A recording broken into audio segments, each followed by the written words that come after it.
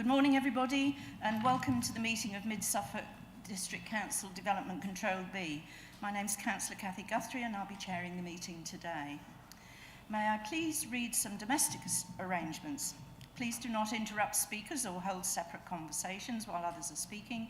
If you're attending the meeting to speak and persistently interrupt the meeting, you may be asked to leave. Please ensure your mobile phones and laptops are on silent. We will be using e-voting for this meeting on the Modern Gov app, so I think we're all logged in now. Council, members of the public and press may record, film, photograph or broadcast this meeting when the public and press are not lawfully excluded. So the introductions, first of all, the Area Planning Manager, Gemma Walker, Legal Advisor, Ian Dupre, Case Officer, Daniel Cameron, Governance Officer, Alicia Norman, and we also have Beth Webb over there, and we have Claire streaming our internet today, so thank you very much. If I introduce members of the committee, we go down the line. There's Councillor Muller, Councillor Gould, Councillor Custon, Councillor Mellon, Councillor Norris, Councillor Stringer and Councillor Warboys. Good morning to you all. So we move on to the agenda, please. Apologies for absence and substitutions. None received, Chair. Thank you. To receive any declarations of disclosable pecuniary interests, other registrable interests or non-registrable interests by members. Anything to declare? No, thank you. Declarations of lobbying? No. Declarations of personal site visits? No. So we move on to the confirmation of the minutes of the meeting held on the 23rd of November 2022. Are there any points regarding accuracy of the minutes? No. Can I have a proposer, please? Councillor Muller, thank you. And a seconder, please. Councillor Norris, thank you. So we now go to an electronic vote on this one, please. Thank you, Chair. Members, that vote is now in progress.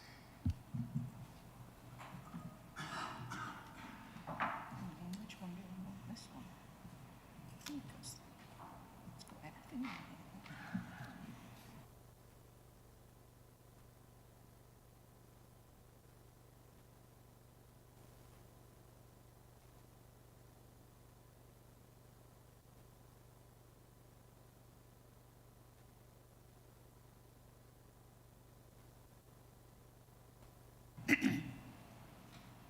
I agree with that.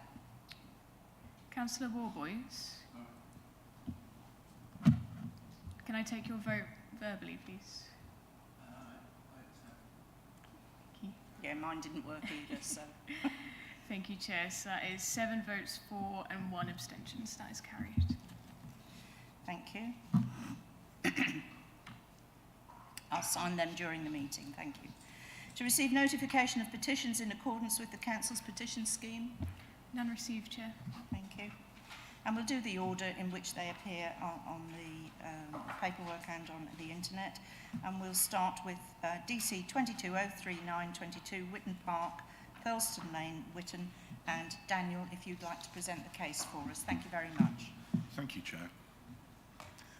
This is an application for retention of change of use of part of a care home to HMO, creating 32 new units and office. Just something for clarity before we get into the presentation too far. I've been made aware of some correspondence between the enforcement team and the Chair of Creeting and Whitton Parish Council. Can you speak up a wee bit? Sorry. They've queried the comments received from the enforcement team with regards to this application. They reported on the 9th of August that there are no live enforcement cases recorded against this site. From the emails, that's incorrect because there is an enforcement case recorded against the site, but I think for clarity, the enforcement case wouldn't be being actively pursued until we've come to a decision on this planning application. Enforcement work will be held in abeyance until we've determined whether or not, because if we were going to grant planning permission, there'd be no point in taking further enforcement action, and if we refuse, then we can proceed to further enforcement action. I'll start with the aerial view of the wider site, if I may. So, no.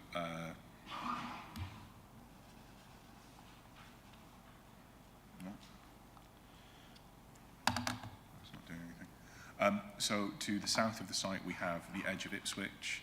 To the southwest, we'll have the White House Industrial Estate and the large Asda there. We've got a large residential estate to the south, and you can see the edge of that at the very bottom. Oh, thank you. At the very bottom, we're then in the wider countryside and surrounded by agricultural fields. There's some sporadic development along Thilston Lane, which runs down the frontage of the site here. And if we move on, if we zero in, we can see the area of the application is the access, this building, and the grounds of the site. There are two exceptions, here and here, which would retain their lawful care home use. If we come to the constraints, we've got some, we've got an area TPO to the north of the site, but it does not encroach within the site of the application. We've also got some public rights of way within the wider countryside, but none that cross this site. We've got no listed buildings. We have no areas of flood risk within the site. And if we come to the site plan again, you'll see the red line,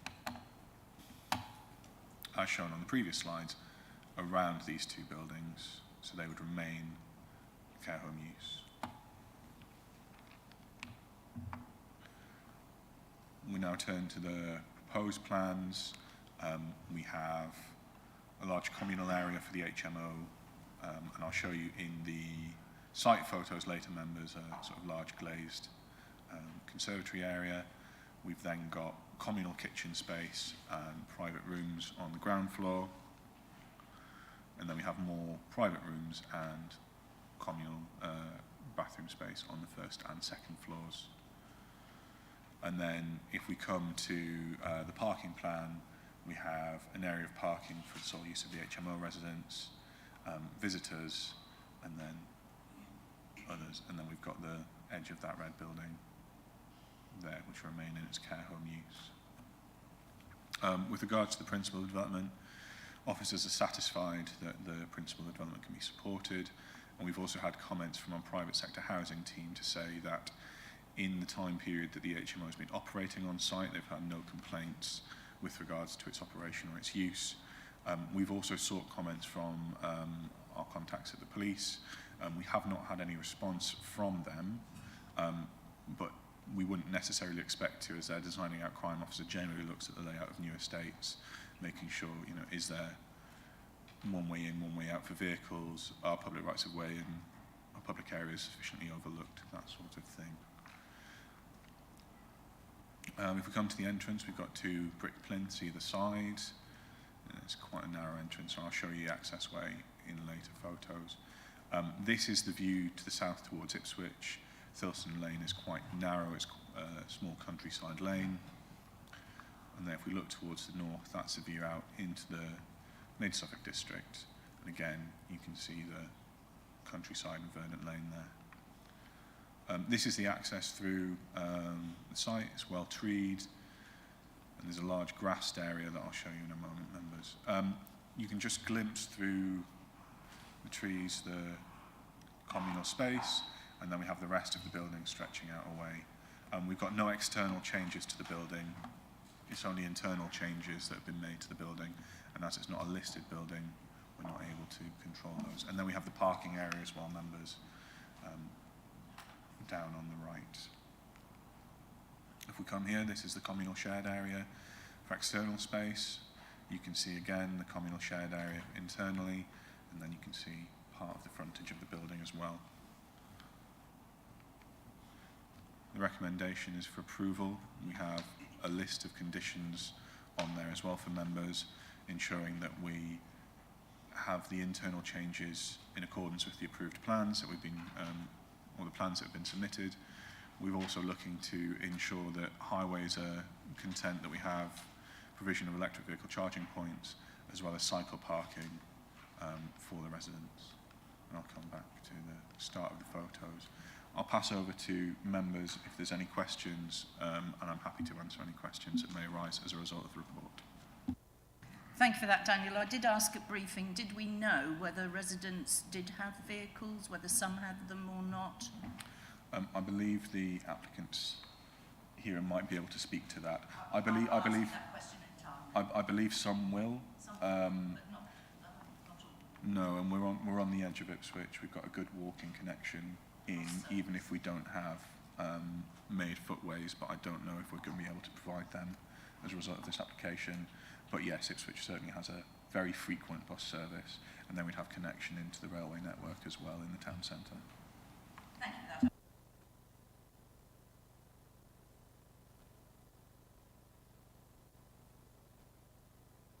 Daniel, can you just confirm, did you manage to check whether there had been any serious accidents? Because the parish council had raised issues about potential for that at all in the last 12 years since the last information was available.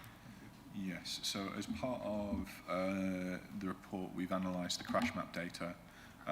So Department of Transport and the police will feed into that.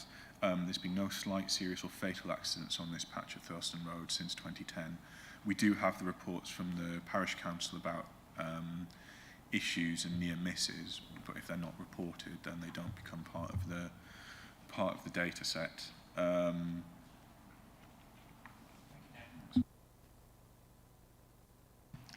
Councillor Warboys, thank you. Thank you, Jay. This is a retrospective application. Yeah, I'm very curious. It's obviously considerable scale, this development, as to why it's become a retrospective development and not actually being the timeline that the application hasn't gone through before. I assume development started or completed? So as I understand it, the applicant's taken possession of the site on the understanding that the HMO use of the site was lawfully implemented.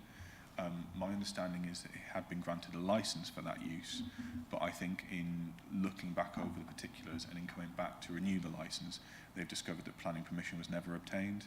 So the HMO use has been in place.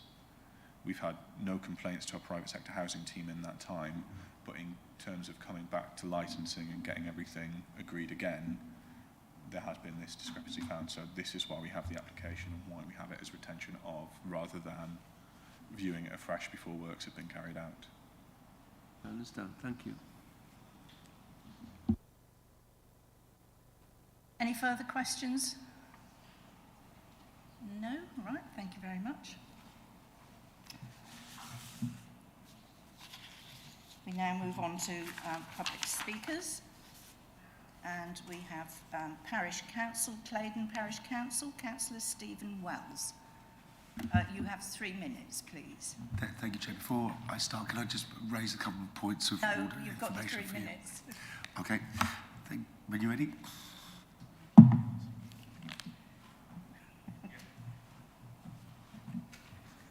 You'll have to do it on the clock. Yeah, go on, fire away. Okay, thank you, committee. My name's Stephen Wells. I am a parish councillor. I must also declare a pecuniary interest because I live in the property directly opposite the manor and the development. First of all, the parish was supportive of the original application that went in 2016, which was for 18 flats. We would have probably been continuing to be supportive of this property being an HMO if it had gone through the correct process. The community there is strong. It is good. We don't particularly want to see 40 to 50 people made homeless. However, I implore the committee to perhaps take a deferment on this item until further information is gathered, because the information that you have been provided with, I genuinely do not believe will give you the correct guidance or information to make a decision. For example, crash map. The crash map only covers 28% of all incidents because it has to be a serious incident. It has to be reported to the police. There are incidents there, vendor benders, every other week. That doesn't include the horses, the deers. There is an issue with the HMO. How has a licence been given to an HMO that doesn't have HMO planning permission? That means that there's no building regulations to ensure that the structure is suitable as an HMO. And the licence has been given under the guise of the enforcement agency being Suffolk Coastal District Council, which of course doesn't exist. There are many, many issues with this application. As a whole, I don't think many of us in the local community or even the parish would have an issue with it being an HMO. However, by going through this route, the developers are evading the contributions to the community by Section 106, which was signed as a deed to provide education, library, off-site affordable housing. The officers have stated that because it's an HMO, it comes under Category 4. This is not just an HMO. This is a dual-purpose building because they have already put 6 flats in there. So there's 6 flats as residents, then the rest of it as an HMO, which means it's dual purpose. If they should apply for dual purpose use, that means that under planning consent or reasonable consent in an X amount of years, they'll be able to change those HMO into permanent residence as well. I implore you to consider deferring this item until you're able to gather the correct and the detailed information that will enable you to make a constructive decision on how to move forward. Thank you, committee. Can I ask, are you unwell? Horrendously sorry, Chair. I think this is not my normal demeanour. I would normally No, be I in know. a I'm just thinking of every member in here. We don't really want to sort of catch colds and stuff ourselves. I do understand. I did However, speak to the administration beforehand and let them know that I was suffering from a cold. Yes, well, thank you for that. I'm afraid some of us need to be isolating. However, I listened to your comments that you're saying there, and what the committee has to understand, or will understand, is that licensing is a separate issue and there will be a separate licensing application moving forward. And often what happens is the planning goes first, and then if licensing stops it, then licensing stops it, and that's the way it goes. So we can approve without the licensing issue because they are 2 separate things. I'm also chair of licensing. Thank you. So if members have questions of the gentleman, would you like to ask the questions?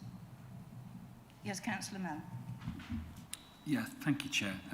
Just to clarify, you're saying that there's been a number of, I think you call them fender benders, where people have had a bump.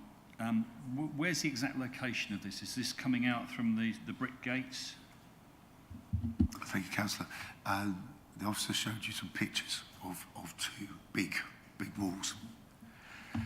If this was a standard application, we as a parish would probably have been asking for consideration on community investment and for those 2 walls to be removed, because what it effectively means is on a 10-foot wide lane, a car has to nudge out its bonnet 4 to 5 foot before it can actually see down the lane.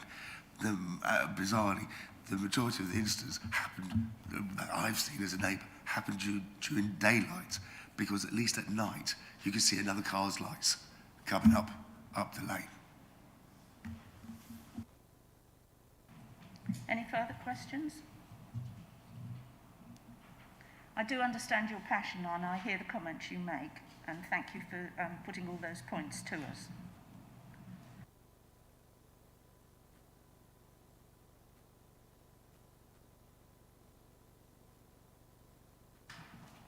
The applicant is here. He's not going to speak, but he can answer questions should anybody have any questions. Now, I did have one question about, I forgot what it was now, the car parking, wasn't it?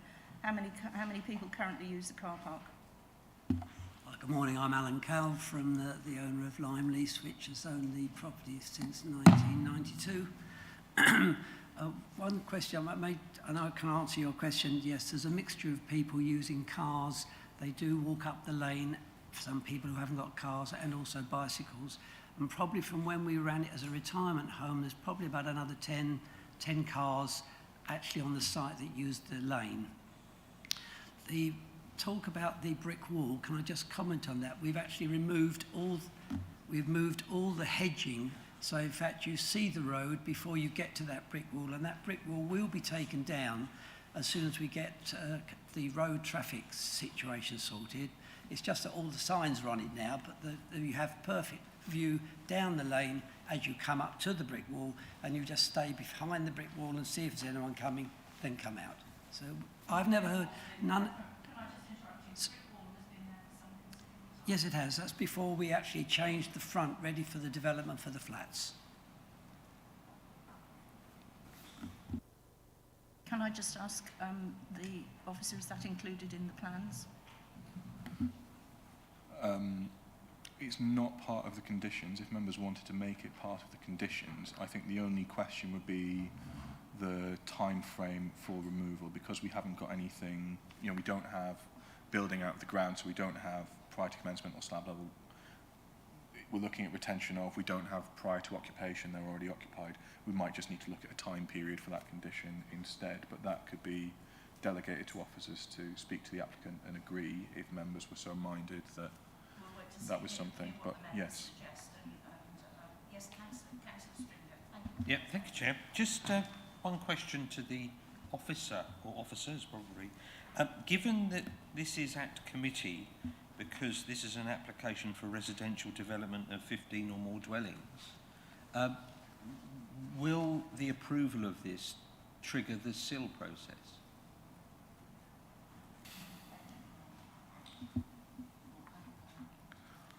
I might have to come back to you on that, if that's all right, if I can. Sorry, Ian.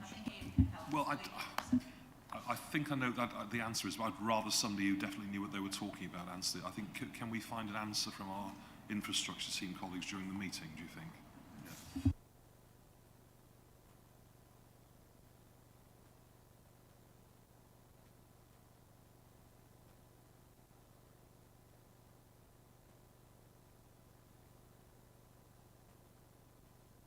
Madam Chairman, if I may, as you're aware, I wasn't able to come to the briefing on Monday, but sorry if this is an obvious question, I should have sorted before the meeting, but this was a retirement home, as the applicant has said, which would have been use class C2. I think that's right, isn't it? Yeah. And the application is for a HMO, obviously a large HMO, given its size, and office. I'm sorry if this is a very obvious and foolish. Is that an office administering the HMO or a separate office business use?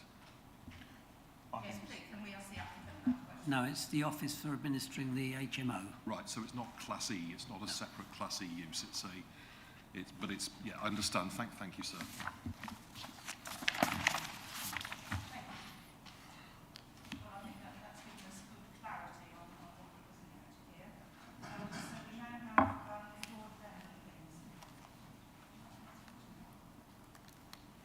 You're on. Sorry, right. Thank you, Madam Chairman, and good morning, committee members.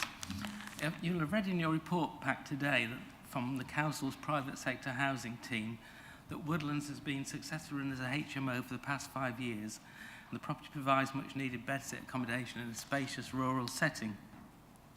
A double room recently advertised for £440 per calendar month on Rightmove describes Woodland Manor as offering a countryside field with fields surrounding the premises.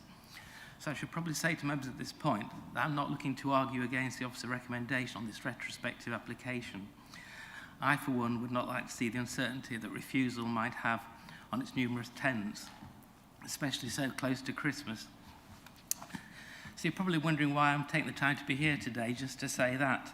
I'm here representing my local community because there are some concerns that I'd like you to consider. And to explain those, I need to turn to the planning history of this property. So Woodland Manor was previously a retirement home which became empty, and an application lodged in 2015 for change of use from retirement home to 18 flats plus one staff flat. And that permission was granted on the 8th of April 2016, subject as usual to a number of conditions and the Section 106 planning obligation by deed.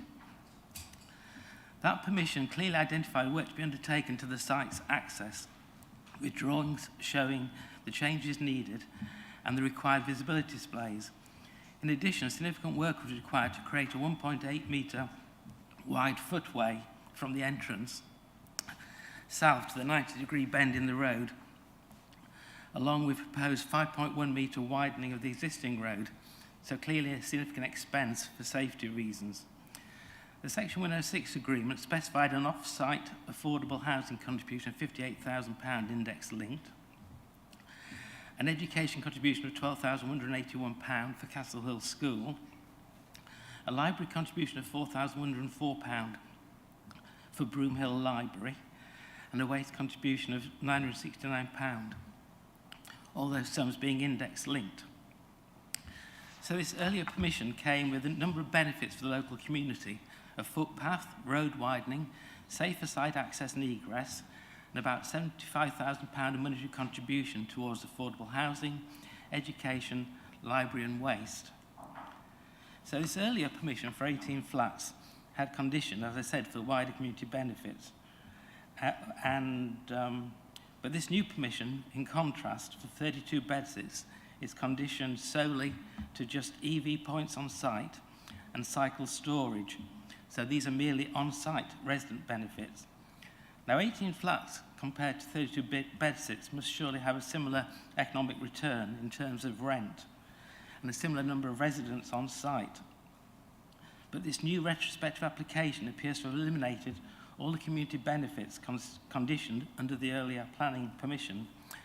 So I ask on behalf of the local community, if you choose to follow officer recommendations for approval, are you as members of this committee content to see such reduced conditions and financial contributions forthcoming compared to the previous approved scheme? If so, I feel that the community will feel short-changed. Thank you, Madam Chairman.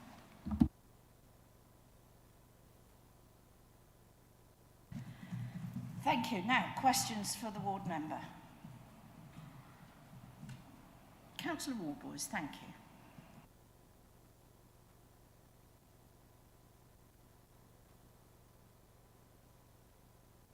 you. In 2016, the Section 106 contributions weren't made.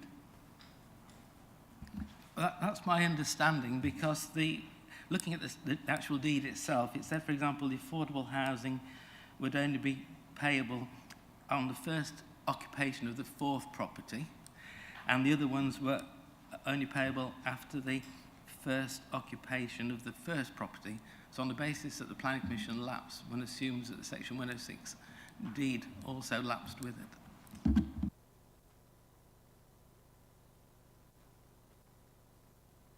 That is the key point I'm making, yes.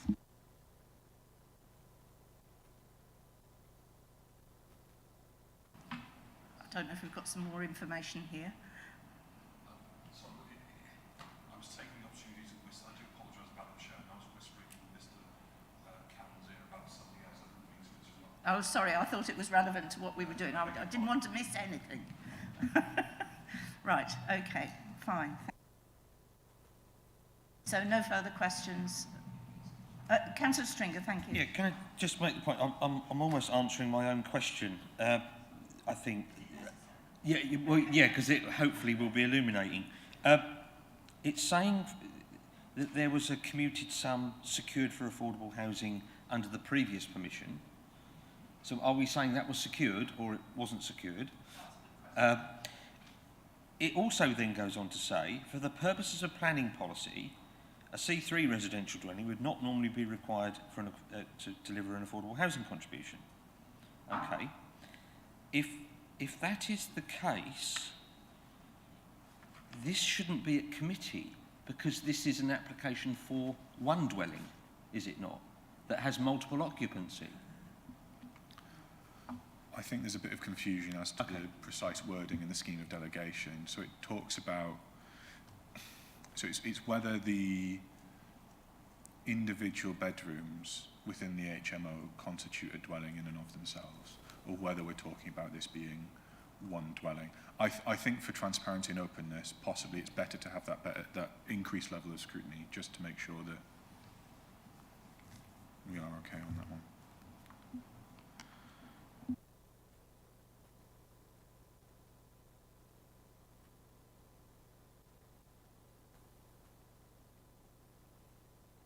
Sorry, am I switched on now? Still in the point of some uncertainty. I was just looking at, there is an existing building credit, which is quite useful to people sometimes, but I think I'm just mindful it only applies when the building's been lawfully in use for a period of time before permission's granted. And in this case, it was a retirement home, but it isn't any longer. And the HMO use It may not be anybody's fault in particular. We don't need to go into that, but it's a retrospective application. So I'm rather off the top of my head in the middle of a meeting. I'm rather doubtful about as to whether that applies. I think we have tried to contact a colleague in the infrastructure team who's not immediately available. It is quite an important point, I realise, for members, Madam Chair. We can try a bit harder in a moment over that. And yes, indeed. we can take a yeah. Is it that we're just trying one person, or is it just the whole team not available? Can we find Well, out? the manager was in a meeting, wasn't she? At the Well, can moment we when you hoof her out tried. of the meeting? Is it a virtual meeting? Do we know?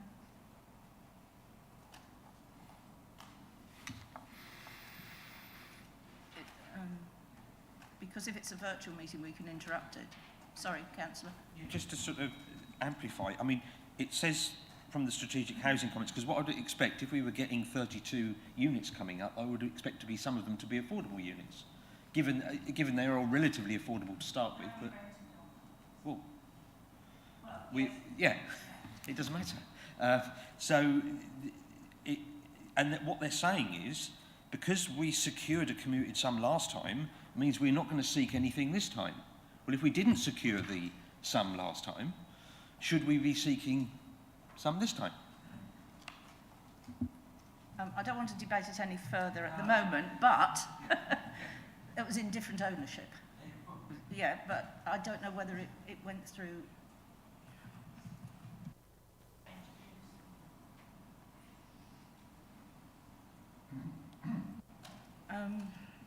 Ian, what do you recommend? Shall we debate going forward and find out if we can find the answer to that question?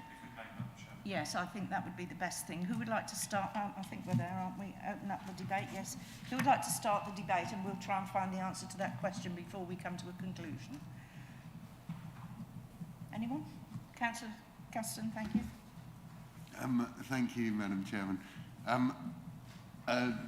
To be honest, my decision completely hangs on this situation we've got here, which I think that's the absolute crux of this application. Obviously, we need to, if it hasn't been secured, this section 106 and SIL and things. We really need to deal with that. The only other thing that I can see looking at the application is that those brick walls that the parish council talked about, they don't look like anything old or precious or anything like that, and I do think they pose a danger to vehicles pulling out. So I don't know if we're able to do that in conditions, but I'd like to see them removed to just make it much safer for cars coming down the lane and cars pulling out. They do. I'm looking at a Google Earth picture of them at the moment, and they do almost completely cover a cyclist or a car pulling out of there. But that's not the big issue we've got here, and I will wait to get more information on those other issues. If it's going to be along the lines of Councillor Caston, if that's going to be the case, if you just want a 10-minute break while we try and find the answer. If we can't find the answer to that, then I'm afraid we'll have to go for a deferral because, there's no point in wasting time. Oh, beg your pardon. Here we go. So sorry. So we've just questioned a few members of the infrastructure team, but we've not heard back. But instead, we've gone straight to our community infrastructure levy charging schedule. So that'll set out what we are seeking payments for. And the SIL rates are pretty universally set on C3 development, so open market residential units.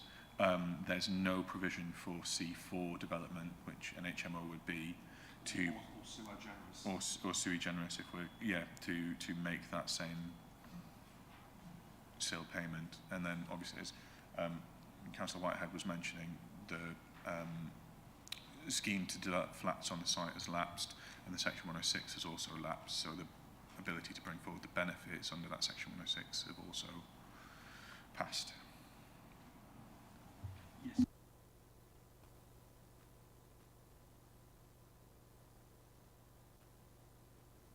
refers to C3, but excluding specialist older persons housing and other development that isn't anywhere near this, convenience retail. So the charge doesn't arise in the first place.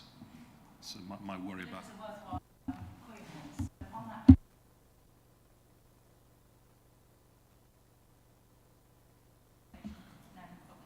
Well, I think that makes it a lot clearer, and it's and thank you very much to the team for looking into that and getting us such clear information. Yeah, I think that does change things, and I don't think I've got too many issues, but I would like to see that that wall removed. But I'll listen to other members of the committee and listen to whether that's actually possible with this. Did we have an issue from County Highways regarding the wall? That's one of the things that we might be a bit caught on there. So in response to the application, County Highways wanted to see the access as shown in the submitted drawings be provided on site. As you've seen from the photos, the access is provided on site, and the way that it's shown in the drawings is how it's on site at the moment. So it didn't seem to be necessary to impose a condition to secure that, given that it's already in place. But if members then felt that a condition was required to remove the brick plinths either side of the access to further improve visibility, which the applicant has already said is part of their plan, then I feel that officers could word a suitable condition to make sure that that happens in a timely manner. Shall we just continue? Might satisfy not just you but everybody too. So thank you for raising that. Councillor Stringer, then Councillor... Thank you, Chair. Well, thank you for clearing up the SIL arrangement. So obviously the strategic housing comments are then not correct. That first sentence is not correct. It wasn't secured because we didn't get it. And that was the basis of their judgment. So the basis of the strategic housing comment is based on something that's incorrect. They were suggesting we don't need to seek any affordable units here because there was a commuted sum that was secured as part of the last application. Well, it wasn't secured. We didn't get it. So, for I mean, it could be argued that these units are relatively affordable, but that may change. What we're approving is what we're approving. And we don't normally approve this number of units without seeking an affordable contribution, or at least some of them being defined as affordable, or let out under an RSL or something like that. They'd even have an office to do it from. And equally, if it's not going to bring about community benefits, how does the community that live here benefit? Where do the children play that live here? How do they get to the nearest place of recreation? If they can't get there because there's no infrastructure payment coming, then it needs to provide it on site. There's a whole load of questions that come out of that question being answered incorrectly, for me anyway. So that's where I am. Thank you. Thank you for that. Anybody else wish to comment? Councillor Muller was next, wasn't it? Yes. Thank you, Chair. Thank you for clarifying the situation regarding the wall, and I think if we can have that as a condition, I think that would be really helpful. But going off of what Councillor Stringer was saying, it does say sort of MB below that a C3 residential dwelling which would normally be required to provide an affordable housing contract either through an on-site delivery or commuted sums, and HMO for avoidance of doubt is a C4U. So I gather from what Daniel was saying, we don't need that contribution? No, so yes, it's not a C3 use that would normally attract the 35% policy requirement. And I think the other thing to mention that I didn't pick up on from Councillor Wells's point is that if we were to see a change of use from this building to move it into a C3 use, to convert it into flats, that would need to come back. If it's over 15, it would need to come back to members. We would still have the same call-in procedure if we wanted it to come back before members, even if it was under that threshold. And if we're triggering any thresholds for affordable housing or other Section 106 requirements, we'll then need to go through that process as well. But that would require a further application. It's not. There is some scope to move from an HMO to a C3 use, but that tends to be for smaller HMOs, and there's a limit of up to 6 that can go in total. And if we're dealing with something that's much larger in terms of 30 plus units, then that's almost definitely going to need a fresh application. Thank you for that. Who else would like to speak? Thank you. Anyone else? Councillor Mellon. Yeah, I find myself a little bit confused by this, and hopefully officers and maybe the applicant can provide some clarity. Yeah, okay. So the original application, which came in 2015, was a change of use to 18 flats and 1 staff flat. And the accusation, or the point was made by the community representative that had already been partly completed, and now they're switching to an HMO to try and avoid the extra community benefits and contributions that were agreed under the Section 106. So, Stop you there, Councillor. When the first application came in, just to correct in my mind, because I'm going the timeline, wasn't that a different owner? well, that's what I'm just wanting to clarify, because That was a I think different owner, that, so I'm not sure that your comment saying that somebody's doing something to avoid something. well, I'm just wanting to understand what's happened. I think Yeah, well, I I think believe you've got I to be a heard bit careful. the owner say that the place had been in their ownership since 2002. Clearly, the Section 106 is dated 2016. So I'm just wanting to understand the sequence of events, if that's possible to get some clarification on that.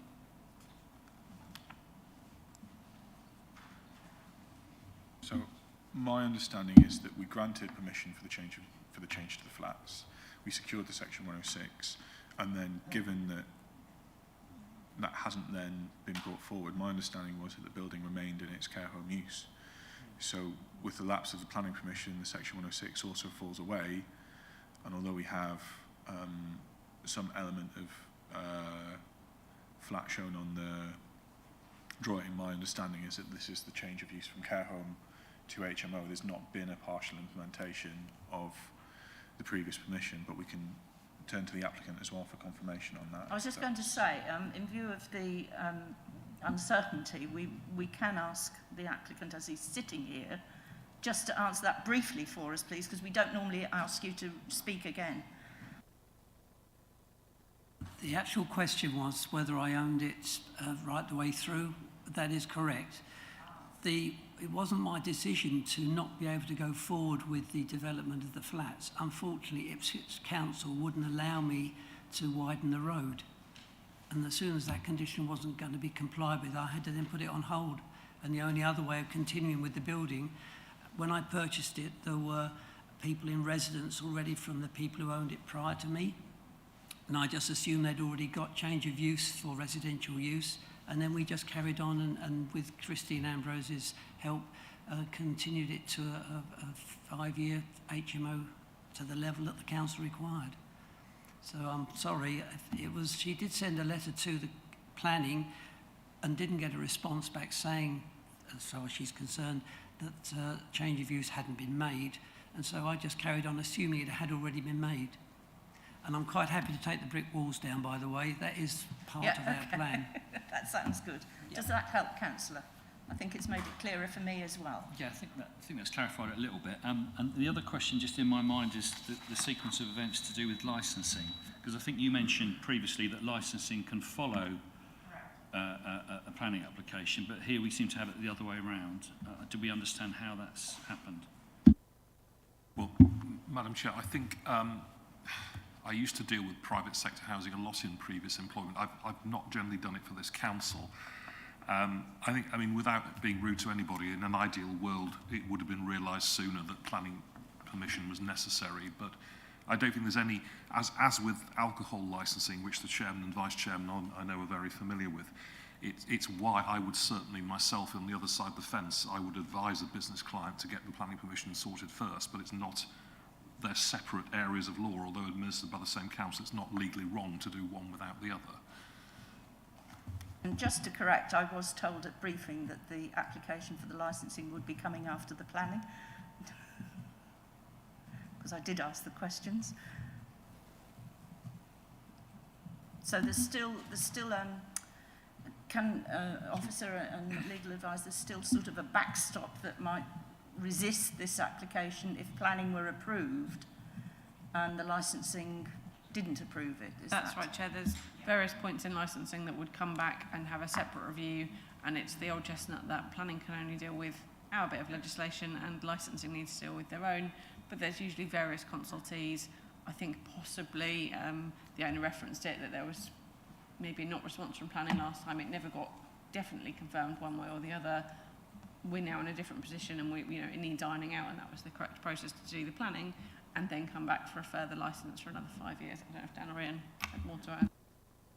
No. Sorry, your applicant can't enter any more into the debate. I'm sorry. We've already had one session. No, it was just to confirm with Ian that the licensing experience. Councillor Stringer. Can I just, now we've gone through the timeline, that's actually really, really helpful.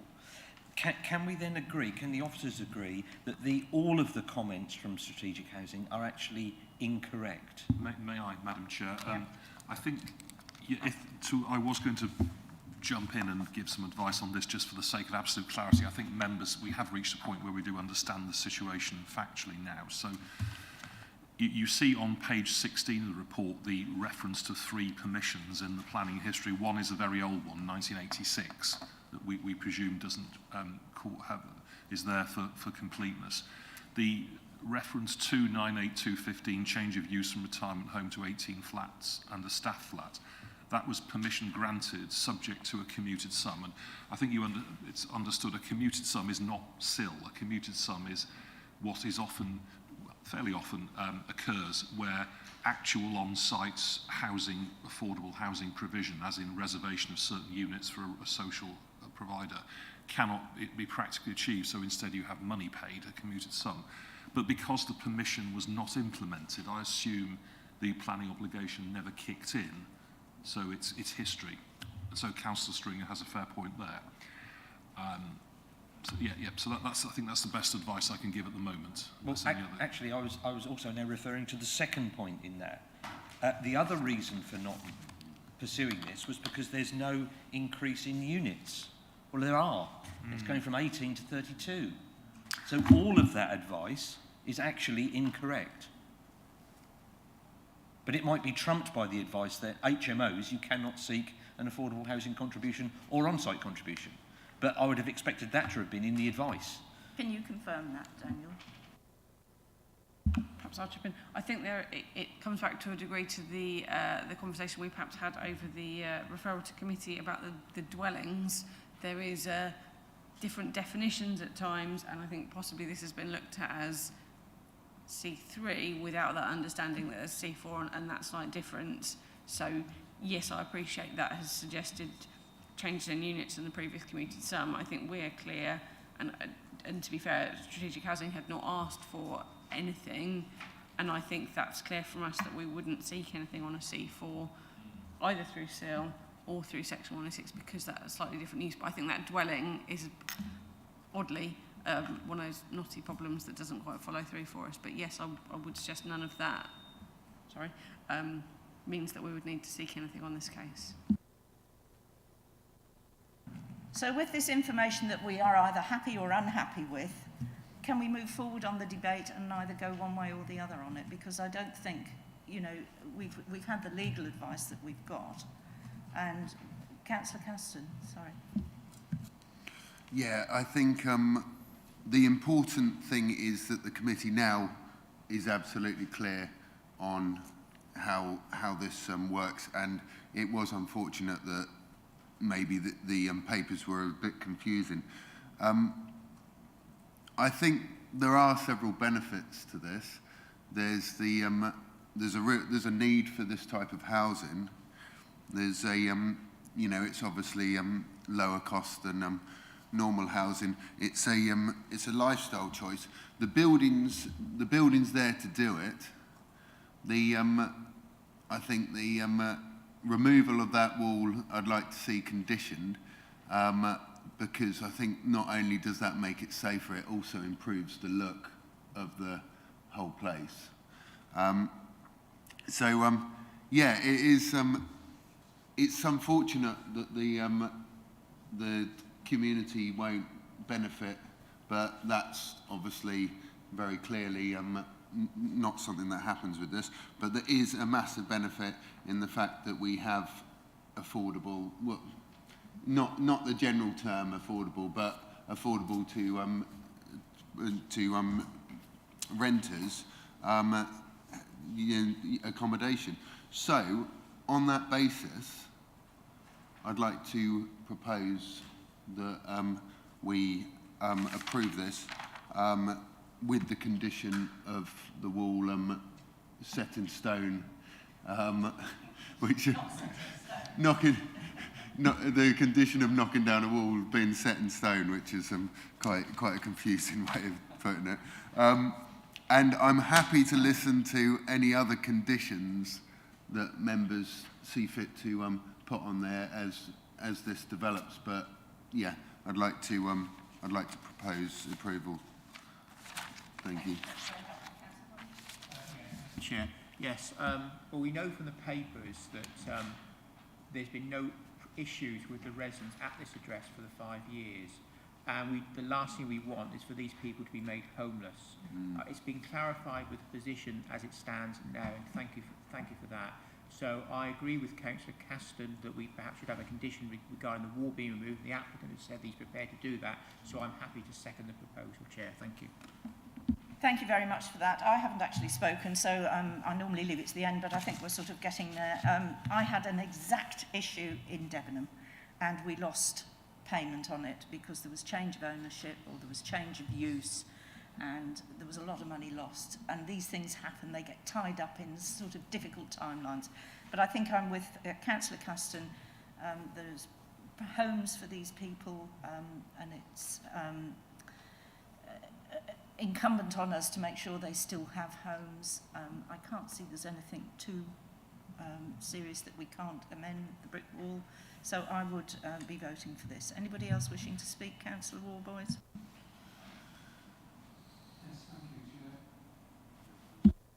Yes. Yes, I agree. I think this development does meet a community need, and it's an appropriate site. I think I'd just like to, and some of the community benefits were improvements to footpaths, road widening, which was, I hesitate to use the word, scuppered by Suffolk highways. I think I can see the Betsits has been a contribution to affordable housing. Looking at the pictures of the roadways on the actual site itself, might I suggest that there's some provision for pedestrians and cyclists along those roads? Is that feasible?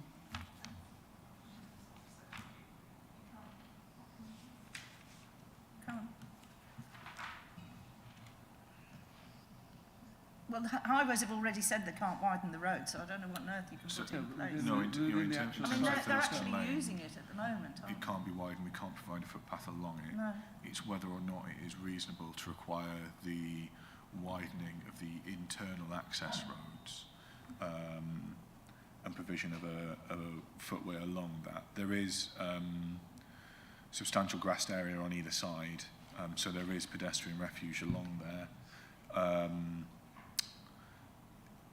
And it would, I can see why members would want to see that betterment, but without being able to secure the complete walking route into Ipswich,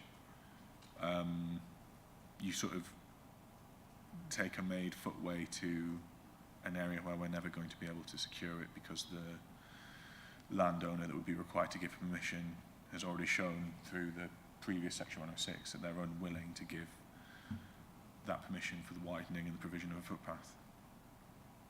So we could see if the applicant was willing to provide it. I don't know that it's necessary. And in any case, it would finish up on a narrow country lane without a made footpath.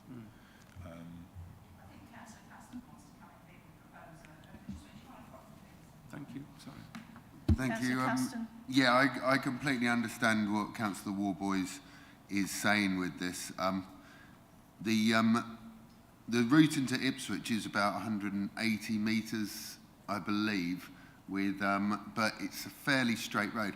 It is a difficult road. It's very thin. It's not a great road for walking down, but it is straight as far as I can see, and I don't believe that is a particularly dangerous road for mid Suffolk. I think maybe the crash maps we'll talk about car accidents, but I'm thinking purely people cycling or walking into Ipswich, and I just don't think there's anything that can be done about it. I'd love to say, yeah, a footpath down there, or a footpath across the field or something. It's just not within what we can do.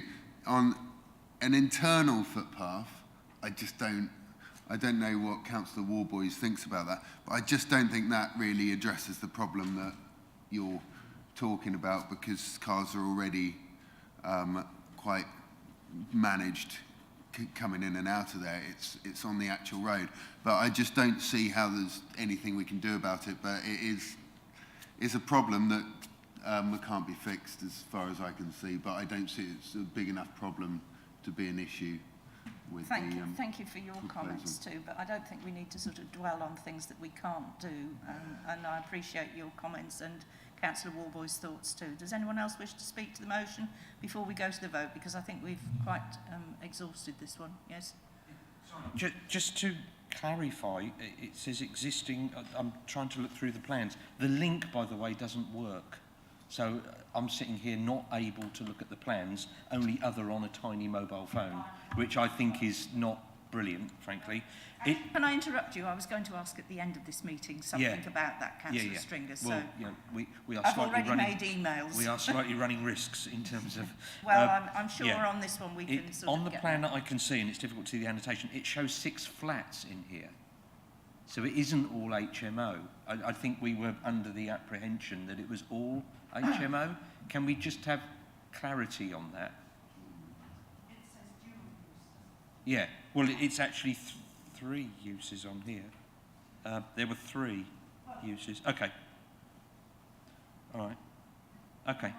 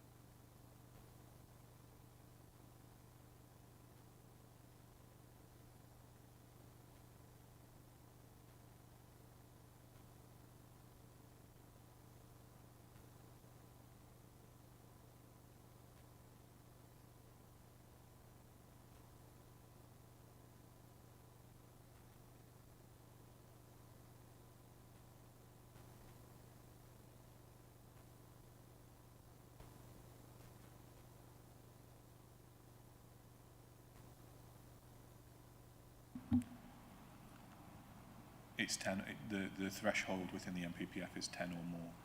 So until we get to, but again, if we were to get a subsequent planning permission for change of use to flats on the 4th new flat, that would then trigger the requirement and be looking at the entire provision of the site.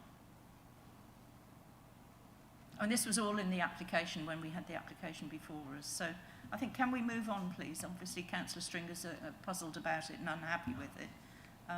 Does anyone else wish to speak? No? Right, thank you very much. Can we go to the vote on this one, please? Thank you. Do you want the condition read out regarding the brick wall? Do we have something there? Yeah. Thank you, Madam Chairman. Yeah, I would quite like to hear it. Yes. Yeah.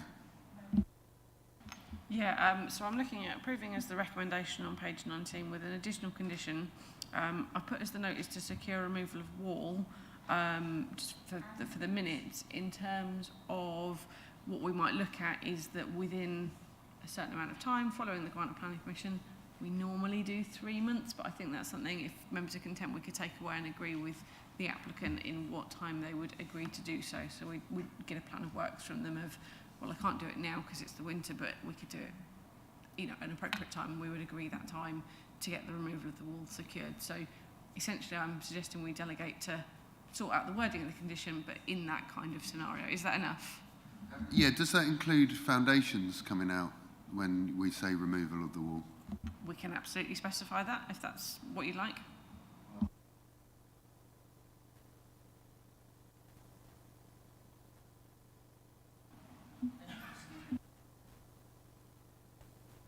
If it helps members debate, the Highway Authority, where they're looking at secure visibility displays, normally say nothing higher than 0.6 metres above ground level. So we could secure that. It's whether members want to secure something lower than that as well. So whether we do want to go down to ground level or whether we do want to remove it. But in the wording, we could agree a scheme of works. I personally would like it completely removed because I think it improves the look of that very, green, nice area of the lane. And I'd like to see the foundations removed as well because there'll be quite substantial foundations for that wall, which will leave a concrete area which could not look particularly nice as well. So if members are happy to vote on that, and my seconder's happy. Chair, could I suggest possibly making good afterwards as well, so we're not left with something as well? So we're looking at removing the wall to include the foundations and subsequently making good. Yeah, thank you. Yeah, that sounds good. Worries me there's going to be a great big hole. Right.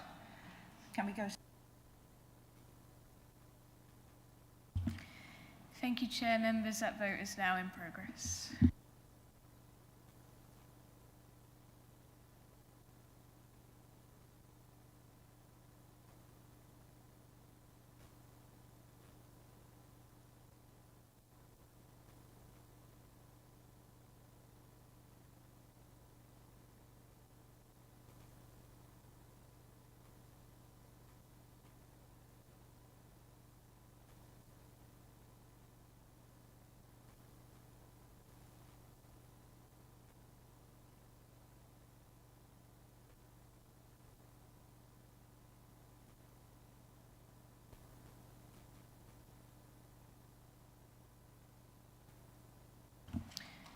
Councillor Gould, your vote's not come through for me. Do you want to? 4. Thank you. Thank you, Chair. So that makes 6 votes for, 1 against and 1 abstention. So that is carried.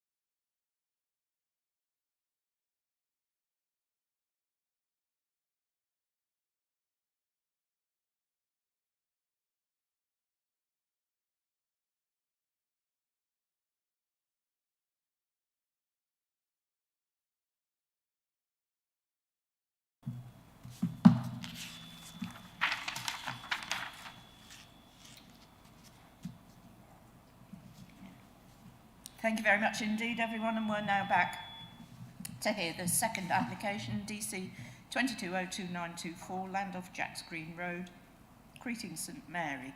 Now, Councillor Norris, I believe you need to be sitting in the ward member department, don't you?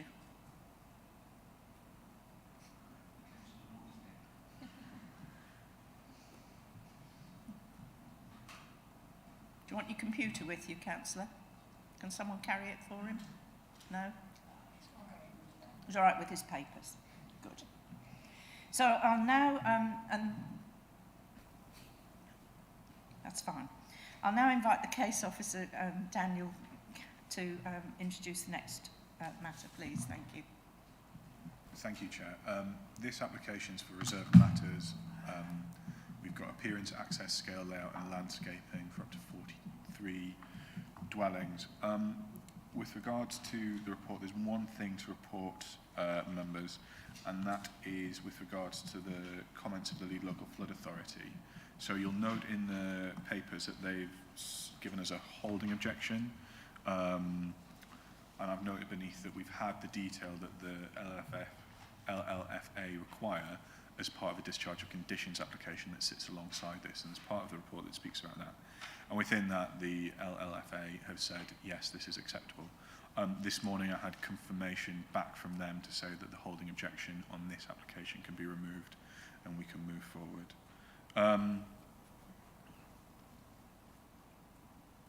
So this came before members of B Committee on 4th September 2019, where we approved outline.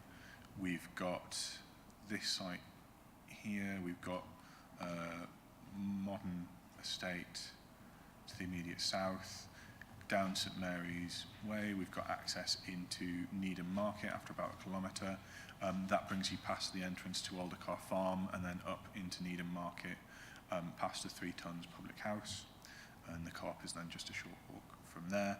And then as well, we've got the flyover over the A14 and then up to Creeting St Mary up the hill here, and I'll show you that more in the site images later in the report, members. If we take the slightly wider view, we still can't see the edge of Creeting St Mary, but we do get the edge of Needham Market here, and then we've got the edge of the Brahini site here, which was approved for 52 dwellings, I think. 52 units. And then if we look at the site location plan, we've got some adjoining development here, and I'll show that in the site images for members as well. And then in terms of constraints, we're adjacent to the built-up area boundary. We're outside the special landscape area. We don't have any listed buildings within the site, but we do have flood zone 2 and 3 crossing the site, and they follow the line of a drainage ditch through the site, which is very faint on your images there, members, but I'll show you that in the site photos to come as well. If we look at the emergent joint local plan as well, the site is included within the boundary there, but obviously has yet to come forward and be adopted. This is the indicative plan that we approved at outline. The red line indicates the extent of the flood zone. All the housing is outside of the flood zone. We've got one access in for the housing, and then we've got a separate access along here that gives access to this open space, and we've got provision of play space within that area as well. There was a section 106 secured at outline stage that provides affordable housing on site, as well as maintenance of the play area and open space within the site as well, members. We then move on to the proposed site layout. It is broadly similar with the indicative. Again, we have the housing outside of the flood zone arranged in this portion of the site, and then we have the open space further north, and I'll show you when we get to the landscaping plan, members, that we also have some equipped play areas here. There's a requirement in terms of noise for a bund to be erected around the perimeter of the site. An acoustic fence will be placed on top of that, and then there'll be planting around and on the bund to help secure it as well and to give it a more green and verdant appearance. The provision of that bund is to come forward quite quickly within the development of the site, in that we'll be using the soil from the site itself to then provide the bund, and within the landscaping specifications we've got topsoil being placed fresh on top of the bund so that the landscaping on there will be able to establish. We've got 100% air source heat pumps within the scheme members. We don't have any provision for solar panels, but we do have 100% electric vehicle charging points. As part of the discharge of conditions application, we've got a sustainability scheme that's been assessed by your environmental health team, and they consider it to be in line with what they would require in terms of reduction of carbon, and in terms of making sure that we adhere to the highest standards of building regulations to make sure we've got as much thermal insulation on the buildings as possible. In terms of the access works, highways are happy. They've given us some conditions to secure, and yeah, we'll get some additional walkways around. And then we've also got biodiversity within the site, so we've got bat boxes, bird boxes integrated into the fabric of the build as well. So we have that secured, and that was recommended by Place Services Ecology at outline stage, so we've got the detail for them now, and again, they're happy with the biodiversity detail that we've managed to secure. With regards to the landscaping plan, we've had comments from our public realm team. They're happy with the play facilities at this end and with the access and ability to park their vehicles for maintaining it. They've asked whether some additional natural play equipment, felled trees, boulders, that sort of thing, could be implemented within part of the open space. And prior to the meeting, the agents agreed that through condition we can bring that forward as well for you members. If we look at the site photos, I've included them both from the outline stage, which were taken in the winter of 2019, and from more recently in the summer, so we can have an idea of what the vegetation looks like across the scheme. So this is from the edge of the site. Florden Road is just to my right, and this is looking up towards the A14. There's this dense bank of tree growth that's intended to be retained on the site through development. The line of the drainage ditch just runs across here, following the electricity poles, and then this is looking off towards the other end of the site. We've got the housing off on the left-hand side. This is the run of the ditch itself. During winter, not particularly full, but it was quite a dry winter. And obviously we do have the flood zone maps to show the extent of spill out. And then these are the neighbouring dwellings on the other side, and we've got extensive boundary planting secured within this scheme so that there is a boundary between this scheme and its neighbours. And then this is the view up. So this is the road that would lead down to Needham Market members, and then this is through to the Creetings.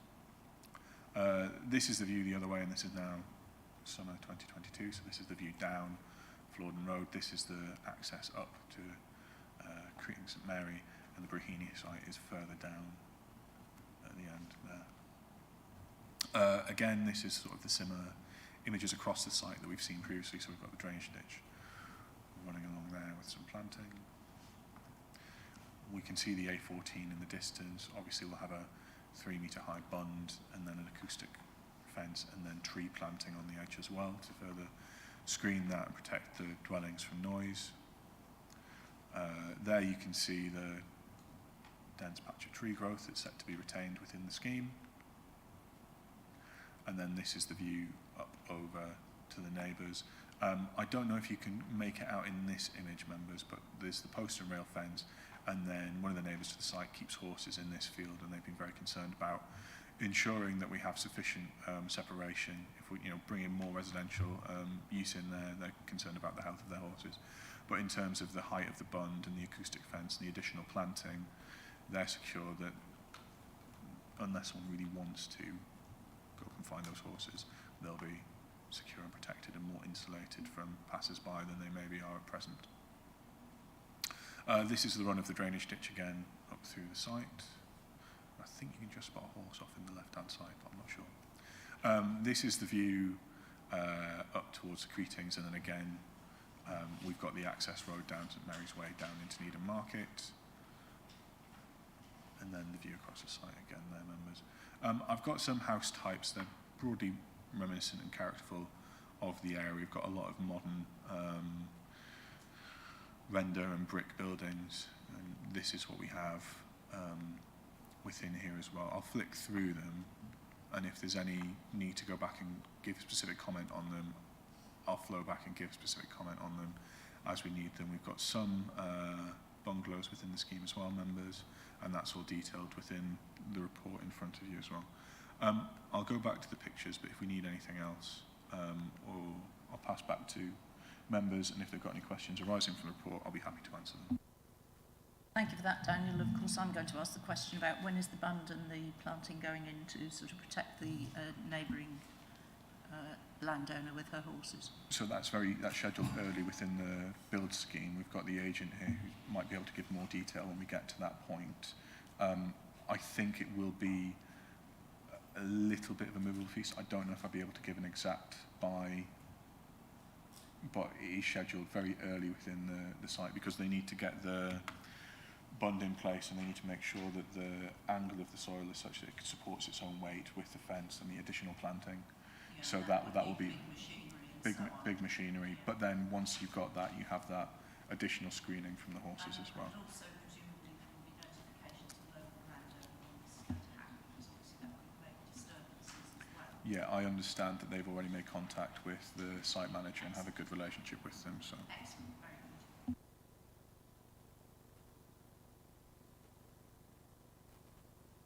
Yeah, thank you, Chair. Just a couple of questions about design.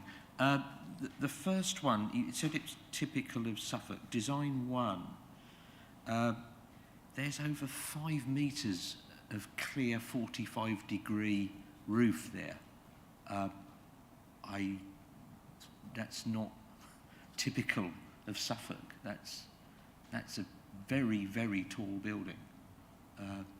Topping out nearly 8.3 metres. That's quite substantial. Glazed balconies as well, I can see, not typical of Suffolk. Also wanted to make the point, integral garages in a rural village. Is that, I mean, normally don't we see integral garages in urban settings? I thought we had a design issue with integral garages. We also have some of these bedrooms above garages, which I thought we were not doing for insulation purposes. You know, they will need to be incredibly insulated for fire as well as trying to keep the buildings warm. And equally, I've picked out some of the designs in terms of possible solar panelling in the future, and it looks like plot 31, 32, 34, 35, 29, 28, 37, 07, 02, 41, 40 and 39, you'd basically be able to put no solar panels on them at all because the south-facing roof spaces... So is this a question or a statement? No, I'm asking, is this, you know, the sort of, have we taken that into account to say this design is appropriate, and could it be designed any other way? For you. So in terms of how typical the design is, it's obviously a more modern estate, but it is seen in the context of a 1960s estate at St Mary's.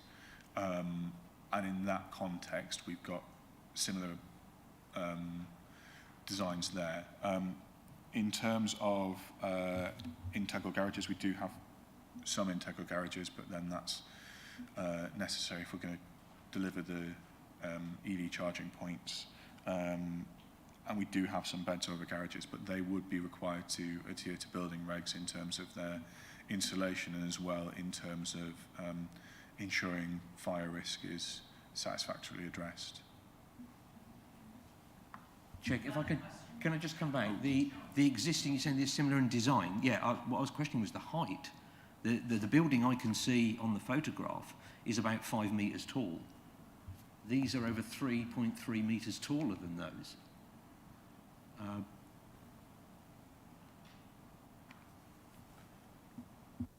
So what is your question? You're objecting to the size? I'm not objecting, I'm just asking, you know, has that been taken into account? Is that a appropriate? Because they just seem incredibly huge. Well, I think that's something for debate about whether we like the design or not, whether the officer has obviously looked at the design. We do have a good degree of separation from the neighbouring dwellings to the northwest, so that we wouldn't have any issues with overlooking in that regard. We do have buildings to the south of Florton Road that there would be some mutual overlook, but in terms of front to front, there's no minimum distance, and at the same time you might want that element of natural surveillance at that point as well.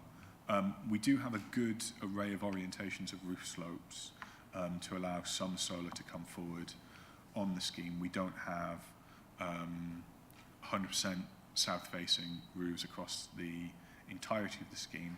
Where we've got east-west, it might just be if anything gets installed there, their peak of power generation comes at a different point in time, but I'll take... Chair, if I may, can I come back? Can you just explode that? Can you zoom in on that? It's almost like the majority of the roofs have been designed where they do face south to put dormer windows in them to preclude the ability to put solar panels on. You're now entering debate. Let's just wait until we get into debate. You've asked the question, have they taken it into account? And I think the answer is yes, they have.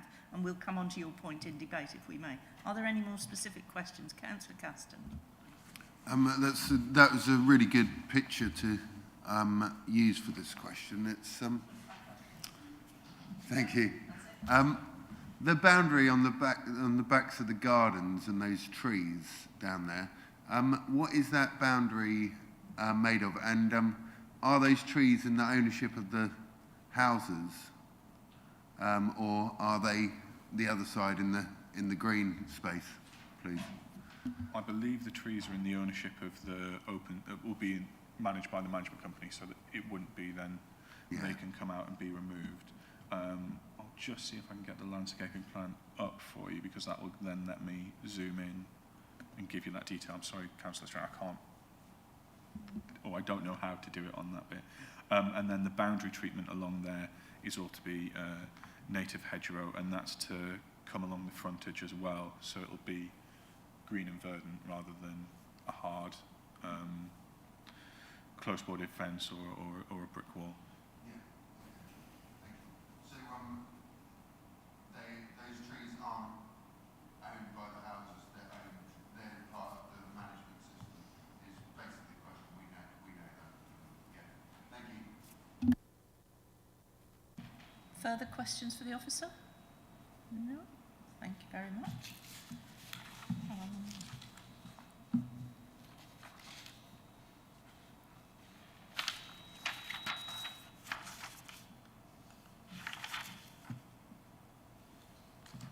We only have the applicant, isn't it? Yeah. So we have the applicant patiently waiting for us. Sebastian Blemmings, please, if you'd like to give us your 3 minutes summing up of what's on offer to us. Thank you.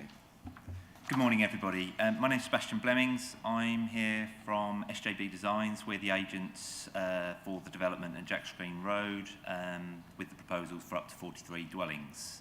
I'm here to represent the applicant, Ruby Homes, who are a local building developer located just outside Needham Market, less than 4 miles away from the proposed development site.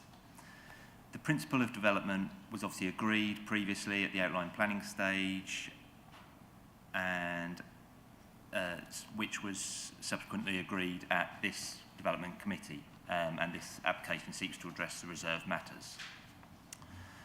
There is a concurrent discharge of conditions planning application which addresses many of the consultee queries that appear to have not been resolved, although these have all been agreed as part of the discharge, which Daniel obviously explained earlier. Going on from that, the development allocates 15 number affordable units which accord with the Section 106 agreement, both in terms of size and number of units. The other 28 units will all be liable for community infrastructure levy charges. In conjunction with the current site owner, the development will result in a further 6 units being used as almshouses. The development will be sustainable, with each of the properties being heated with air source heat pumps, with the built-in envelopes being highly insulated, which results in an improvement above target emission rates of over 20%. The properties have also been designed to exceed targets for water use, with each property being designed at 110 litres of water per person per day, which is an improvement on the standard 125 litres per person per day. Each of the properties will have electric car charging infrastructure, and all of this information is available as part of the reserve matters information and the discharge of conditions application information. That's pretty much it, but obviously happy to answer any questions. I'm sure there might be a couple of questions. Questions from the committee, councillor? Any councillor for a question? I'm sure I can see one coming. Yes, Councillor Stringer. Yeah, sorry, you've heard it before. I'm trying to get it up on this phone and it's very difficult to get the plan in any kind of time. I just wanted to clarify with how many roofs have been designed that could in future have solar panels. And it does seem like an awful lot of them have been designed where that would preclude that happening. They've not been designed specifically to avoid or for. The principle was to design the houses to be sustainable. So through the built envelope, the idea is that we obviously use less energy rather than generate electricity. Yeah, but that's fine for now, but in future, if we could design them that they could carry it, they would then be would they not be even more sustainable? I can't disagree with that. Yeah, I'm just saying that when this scheme was prepared, it wasn't prepared on that proviso. No, okay. Okay. All right, thank you. Thank you for that. I think we've got 100% air source heat pumps as well, isn't it? That's obviously very acceptable and well done. Any further questions? No? Right, we have the ward member. Councillor Norris, would you like to tell us your thoughts on this application? Thank you. Thank you, Chair. I have a number of concerns regarding this application. As previously mentioned in the outline application presentation, the site falls outside the settlement boundaries of either Creeting, St Mary or Needham Market, and therefore is in conflict with policy CS02, development in the countryside and countryside villages. I haven't seen any evidence in the papers of any proven need for development in this particular location. No public transport serves the site, and any future residents would for all purposes be dependent on the use of private cars to access local facilities such as the doctor's surgery, which is located at the southern end of Needham Market. This conflicts with the aims of the National Planning Policy Framework to aspire to a low carbon economy, and also policy CS03, reduce contributions to climate change. Overdevelopment. The online amended site layout plan shows a proportion of 3, 4 and 5 bedroom houses on a site on rising ground. This would be out of keeping with existing residential properties in the immediate area, of which there are a considerable number of single-storey bungalows and chalet bungalows, and this is in conflict with policy H13, design and layout of housing development, and policy H15, development to reflect local characteristics. I have to question the statement on page 31, paragraph 6.4, that housing is typically 2-storey in height, matching the overall character of the surrounding area. I know the area well. In fact, I took a drive around there this morning actually to refresh myself of the details. There are a considerable number of bungalows along Jack's Green Road and St Mary's Road, including St Mary's Gardens, which is almost entirely bungalows. I would draw members' attention to the Parish Council's comments on page 25, third paragraph down. access stroke unsuitable road. Jacks Green Road is already a very busy road with an ongoing speeding issue. Data retrieved from the vehicle activated speed sign located on Jacks Green Triangle has presented to us how motorists ignore the speed limit and proves what a dangerous road it can be. Adding another 100 plus vehicles to the mix will certainly make the road even more dangerous. There is also the cumulative effect on a village with limited facilities of several previous applications on All Saints Road, Creeting St Mary, and 52 houses on the Brahini site in Florden Road, which leads to Jacks Green Road, a very short distance away. That the Brahini site has already been approved and is being built out at this time. I think that's all I need to say at this point. For the reasons I've mentioned, I cannot support this application. Thank you. Thank you, Councillor Norris.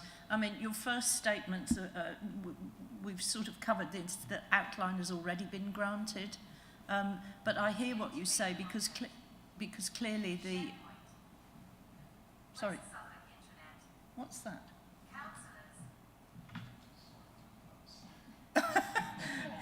Sorry, but I was going to say, I hear what you say for your residents. I'm sure they still have that anxiety, but we have already approved, and this is for the reserved matters. But your points are well heard, and yes, thank you for that. I take your point, but this was No, already... no, but your community would want you to tell us and remind us about that. So that's understood. Do we have questions for Councillor Norris as such? No? Right. Well, the item is open for debate then, please. Who would like to start the debate?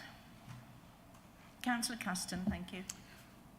I might be being a bit stupid here, but when I looked at the affordable housing layout on this, the plan looks different to the one we've been looking at here. And I don't know quite what I've done, but I just want to clear that up before I I've been looking at a different map of the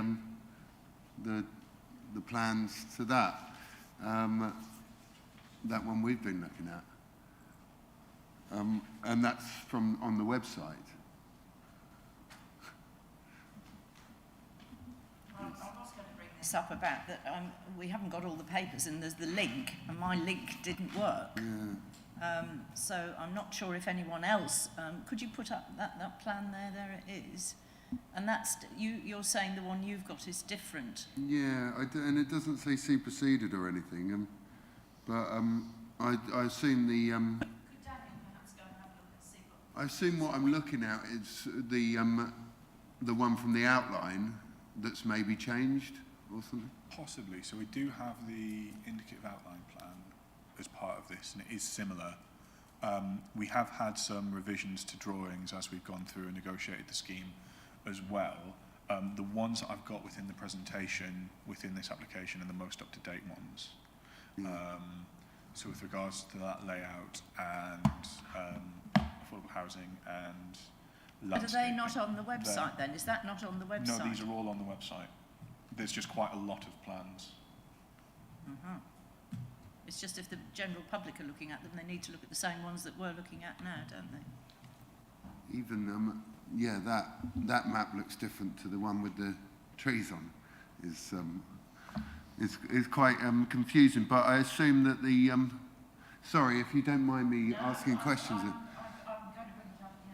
I assume of that picture, the affordable housing is still in a line alongside the A14, like this one? Yeah. So it's, that is the actual plan I was looking at. It's just that landscape one looks very, very different. Yeah, and in consultation with strategic housing, normally policy is to secure pepper potting of affordable housing throughout the site. But when they've been speaking to RSLs and RPs, they've actually preferred, for a maintenance point of view, to have the units collected so that when they're doing maintenance and updates to the properties, they're able to do them in a small targeted burst in a small area rather than across the site. Thank you.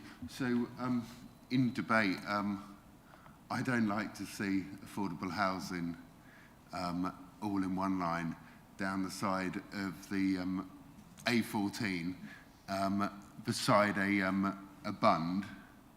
I just don't like to see it. I think it's a bad design. I can understand why it's been done like that, but it's almost like the affordable housing and charity housing is used as a second sound buffer for the self-build plots that are right down the far end and everything. I'm just wondering, we don't normally allow an applicant and further bites of cherry, but is this in effect a late question? It is a late question because I got a bit confused with my maps, thinking that I'd made a mistake. Yeah.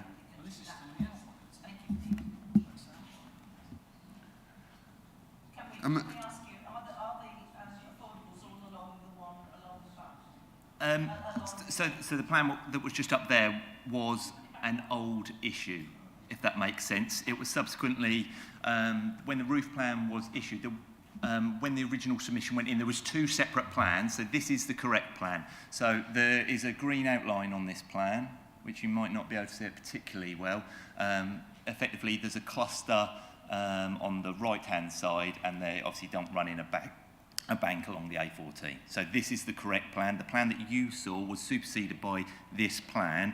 It was made clear in the email, but it's obviously found its way in because it's got a separate title. Instead of being called site plan, this is called the roof plan. So it snuck its way in essentially, but the site plan is this plan.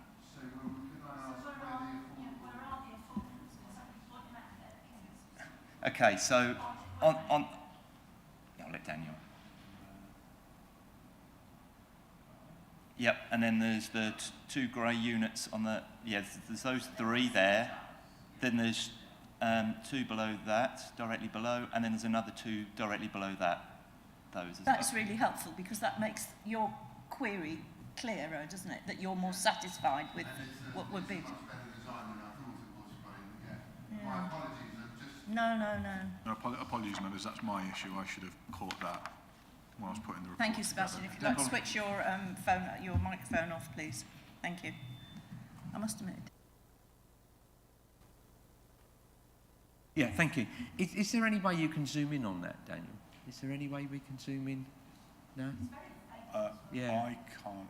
Claire might, but I don't know if we're streaming it. Okay, fine. I just wanted to reiterate the point that, I wanted everyone to see it, Roland. I can see that, but looking back at GP1 and some of the policies we've got, I mean, there's much about this scheme to commend it.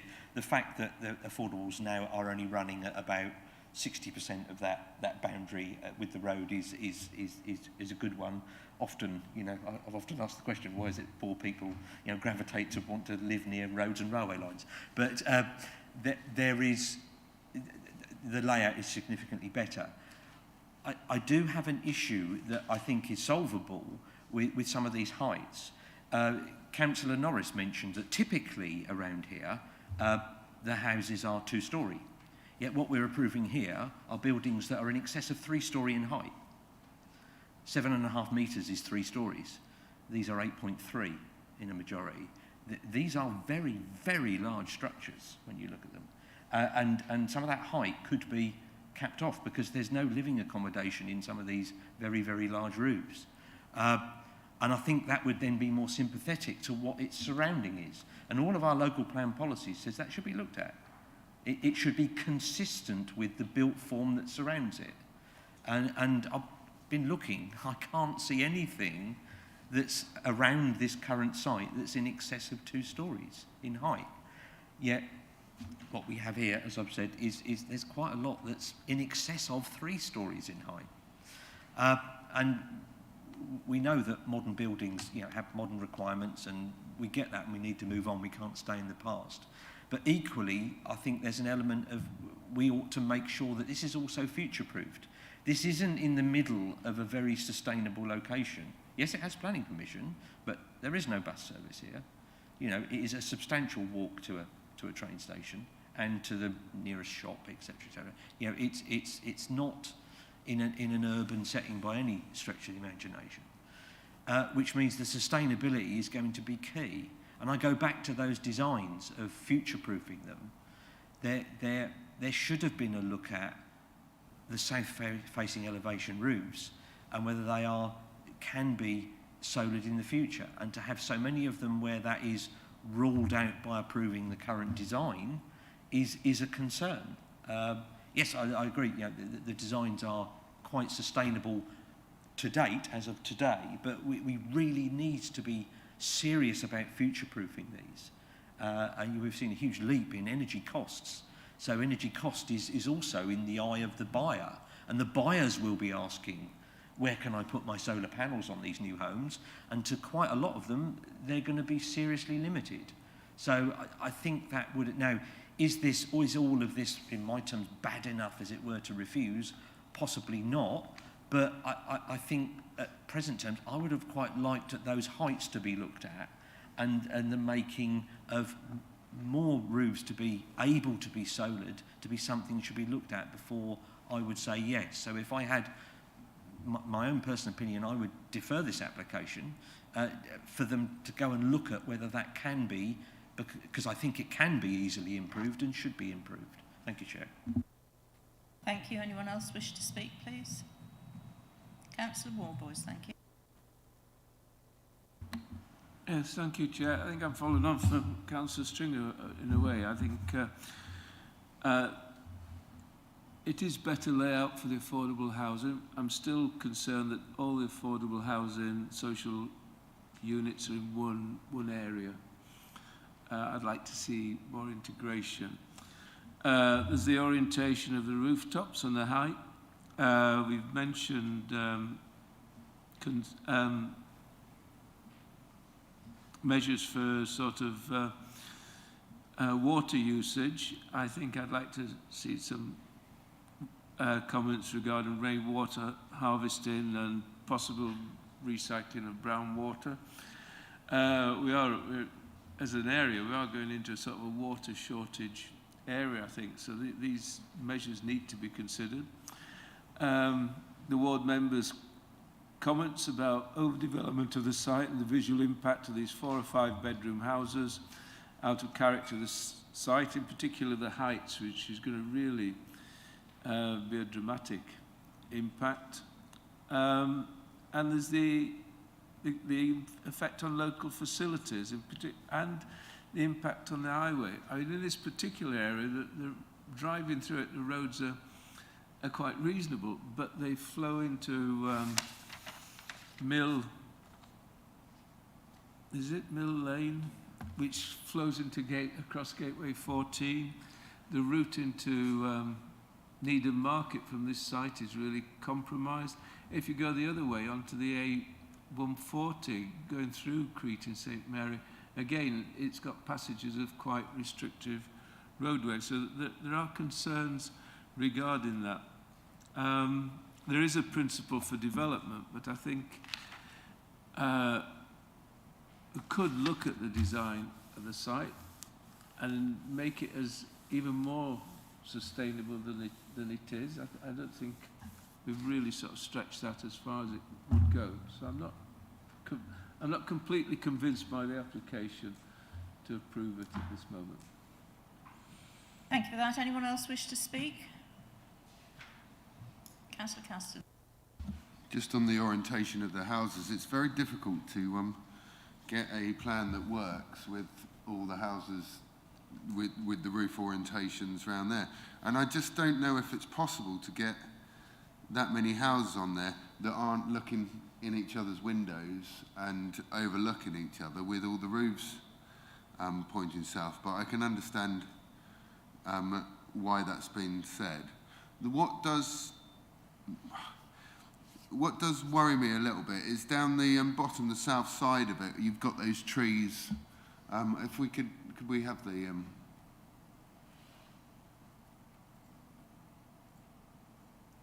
You've got these trees right down the south side, which will overshadow a lot of those gardens as they get bigger and bigger. And I don't want trees to be cut down to give light, or you know, people to move into a house with a nice sapling outside and be brought, you know, be shaded later on. And I do wonder if there's a way we could still have the benefit of having those trees on site, but maybe move them a bit further away or elsewhere on the site to give those houses the sunlight coming in, or make sure that the species are ones that will stay at a certain height, that don't get above sort of 6 meters or something like that. I don't know if that's possible, but obviously the principle of development has been established. This design, I think, yeah, it does work.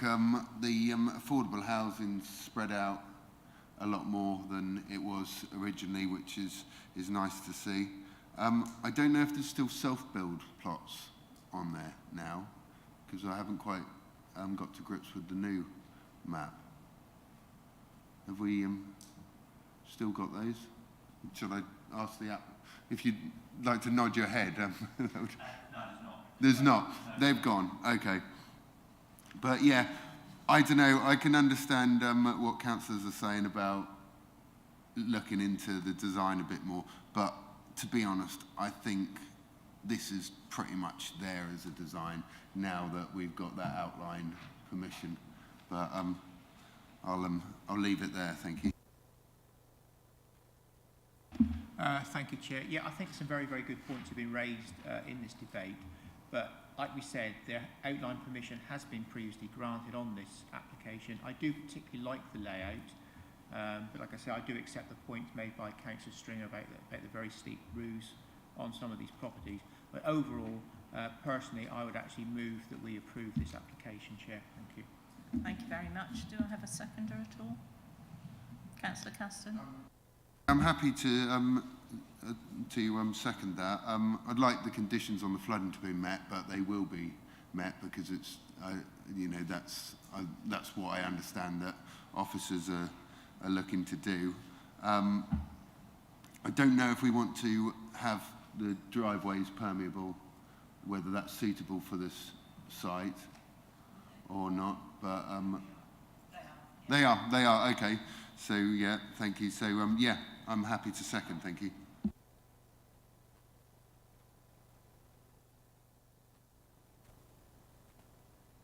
Yeah, thank you, Chair. I'm struggling a little bit with this one, I have to say, simply because I understand totally that the principle of development is established. We're going to have some houses here, and then what we're dealing with really is the kind of detail and the design. And it doesn't feel to me like what we've got here is close enough to what we aspire to as a council and to what the NPPF aspires to in terms of good design. Paragraph 134 of the NPPF, development that is not well designed should be refused, especially where it fails to reflect local design policies. And I'm not sure that this does, you know, get close enough in terms of reflecting the local vernacular that's around that area, which is bungalows and chalet bungalows. This is much, much steeper and taller than this.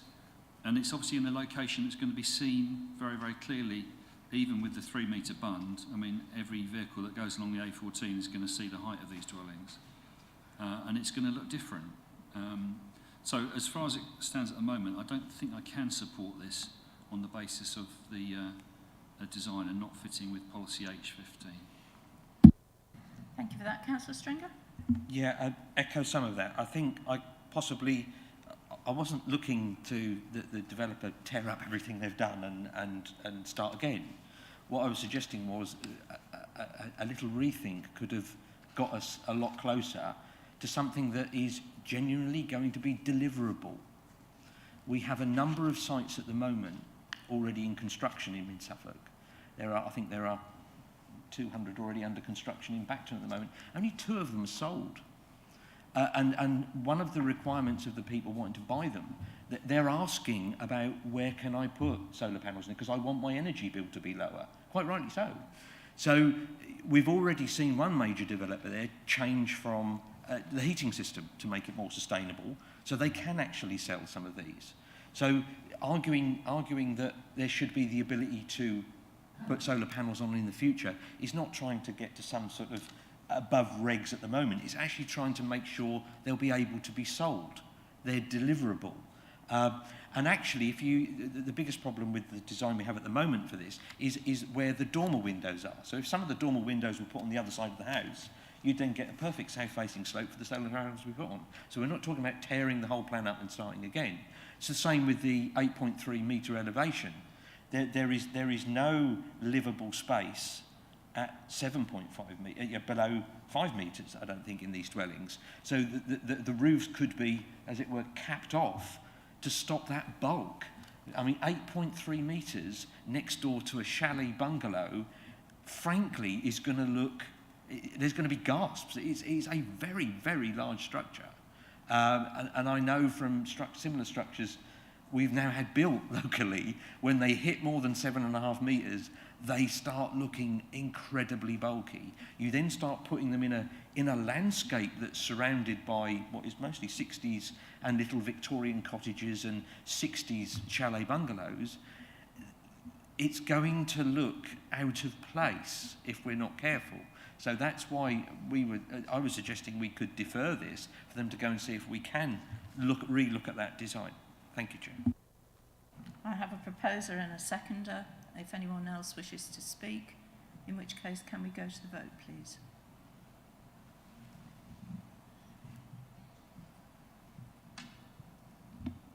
Thank you, Chair. Members, that vote is now in progress.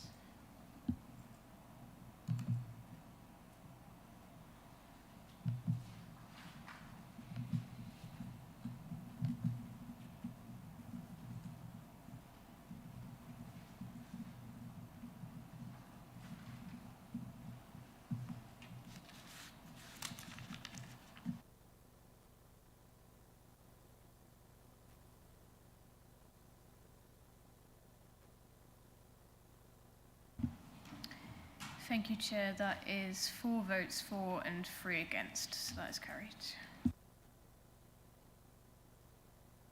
Thank you very much. Do we have any site visits planned? None received, Chair. Thank you. So in which case I formally close the meeting, but can I just ask members and officers to stay behind, and thank you very much, Mr. Blemmings. Thank you, if you'd like to leave.